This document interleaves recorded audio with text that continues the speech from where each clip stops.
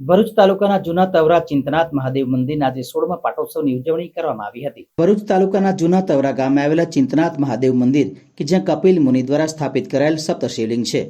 જે મંદિર આજે ચિંતનાથ મહાદેવ મંદિર તરીકે ઓળખાય છે।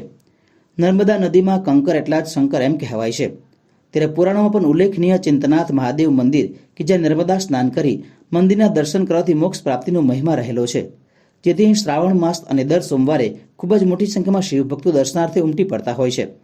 ભરૂચ તાલુકાના જૂના તવરા ગામે આવેલ ચિંતનાથ મહાદેવ મંદિરનો આજે 16મા પાટોત્સવની ભવ્ય ઉજવણી કરવામાં આવી હતી,